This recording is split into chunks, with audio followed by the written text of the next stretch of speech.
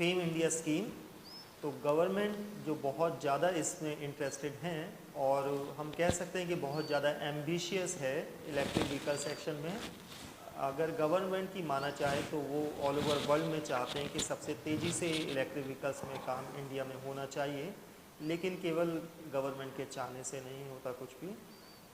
Market को भी तैयार होना होता है। तो 2014 में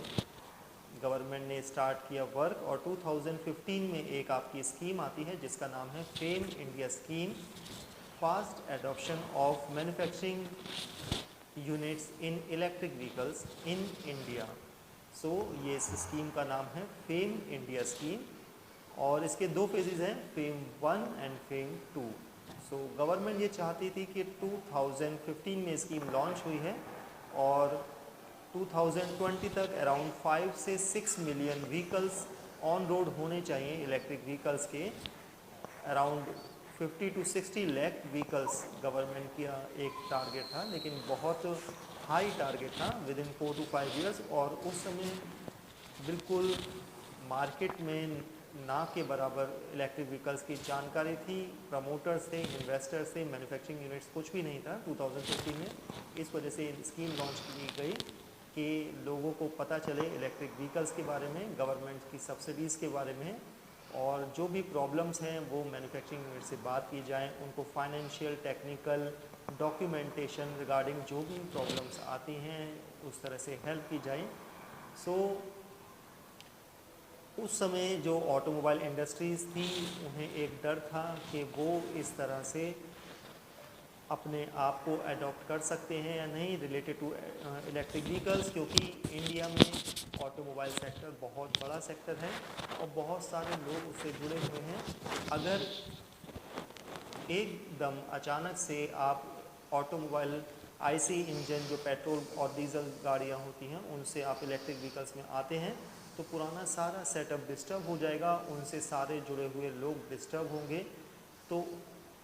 ये बहुत बड़ा एक डर था मैन्युफैक्चरिंग यूनिट्स के मन में, ऑटोमोबाइल सेक्टर जो इंडिया में है। लेकिन इन्होंने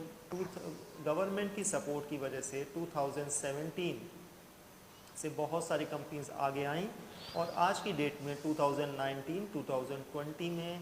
बहुत सारी कंपनीज अपने अपने नए इलेक्ट्रिक व्हीकल्स लेके मार्केट में आ चुकी हैं। ठीक है, और इसमें 2015 में ये फेम इंडिया स्कीम स्टार्ट हुई थी फेज़ 1 और इसके ये अंडर में थी NEMMP mission 2020, that is national electric mobility mission plan. और इस समय ये DHI department of heavy industries के द्वारा संचालित किया जा रहा है या मिनिस्ट्री ऑफ हैवी इंडस्ट्रीज़ के द्वारा, और इनका मेन पर्पस यही था कि इलेक्ट्रिक व्हीकल्स को प्रमोट किया जाए फेज़ 1 में 2015 से, और जो भी प्रॉब्लम्स हैं उनको चेक किया जाए, जो सब्सिडी हम दे सकते हैं या गवर्नमेंट दे सकती है लोगों को वो दी जाए। तो 2015 से लेकर मार्च 2019 तक 2 साल का ये प्रोग्राम था, लेकिन धीरे धीरे आगे प्रमोट करते हुए 4 साल तक फेज़ 1 मिशन चला और इसमें लोगों की, मार्केट की, ऑटोमोबाइल इंडस्ट्रीज़ की, मैन्युफैक्चरर्स की, बायर्स की, सबकी प्रॉब्लम्स को सुना गया है, चेक किया गया और उससे रिलेटेड सब्सिडी भी प्रोवाइड करी गई। इन 4 सालों में 500 करोड़, अराउंड 500 करोड़ से ज़्यादा की सब्सिडी फेज़ 1 में गवर्नमेंट के द्वारा दी गई। इसके बाद स्टार्ट होता है फेज़ 2 जो 1 अप्रैल 2019 से स्टार्ट हुआ और अगले 3 साल तक चलेगा। इसमें गवर्नमेंट का प्लान है कि जिस तरह से ऑटोमोबाइल इंडस्ट्री रेडी हो चुकी है उसी तरह से बायर्स को प्रमोट किया जाए और उसके साथ साथ इंफ्रास्ट्रक्चर को भी डेवलप किया जाए। कोई भी बायर ये पसंद नहीं करेगा कि उसके पास इलेक्ट्रिक कार हो और वो केवल उसे घर पर ही चार्ज करे और रास्ते में कहीं उसे ज़रूरत पड़े तो वो इंफ्रास्ट्रक्चर सेटअप ना हो रिलेटेड टू चार्जिंग। सो जब तक प्रॉपर इंफ्रास्ट्रक्चर, जिस तरह से हर कुछ दूरी पर पेट्रोल पंप्स दिखाई देते हैं उसी तरह से हर कुछ दूरी पर इलेक्ट्रिक चार्जिंग स्टेशन दिखाई दे तो डेफिनेटली लोग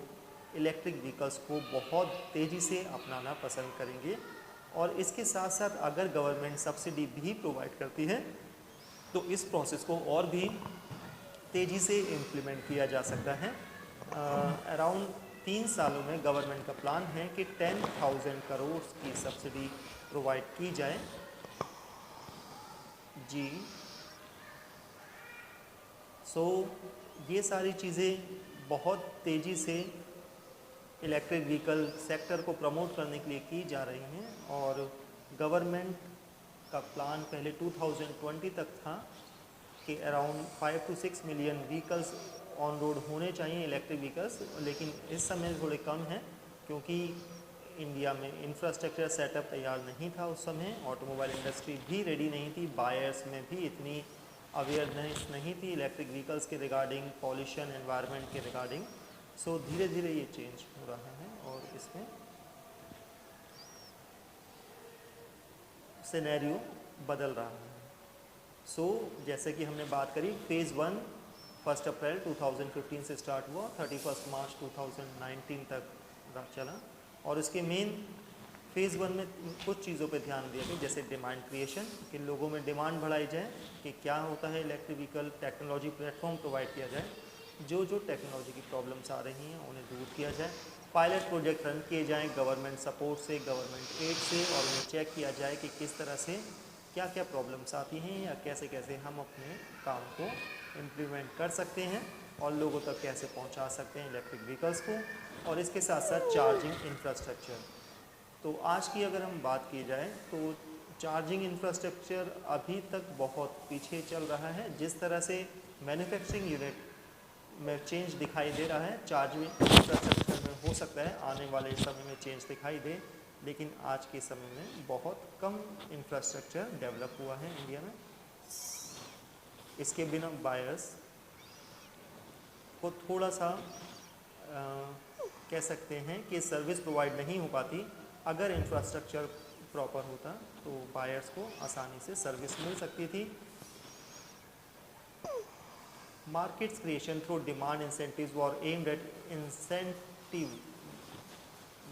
all vehicle segments, that is 2 wheelers, 3 wheelers, auto passengers, 4 wheelers. तो बहुत तरह की सब्सिडी भी प्रोवाइड की गई, जैसा कि हमने बताया अराउंड 500 करोड़ की सब्सिडी प्रोवाइड की गई।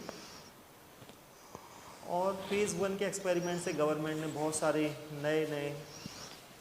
पॉइंट्स चेक किए और डिपार्टमेंट्स ऑफ हैवी इंडस्ट्रीज़ ने चेक किया फेज़ 2 में कि किस किस तरह से सब्सिडी दी जा सकती है, कौन कौन से सेक्टर में कितने अमाउंट तक। ये डिसाइड किया गया है कि मार्च 2019 से सेकेंड फेज़ स्टार्ट किया गया DHI का, अप्रैल 2019 से, और जिसमें 10,000 करोड़ की सब्सिडी दी जाएगी अगले 3 सालों तक। और ज़्यादा जानकारी के लिए आप DHI की वेबसाइट पे भी चेक कर सकते हैं।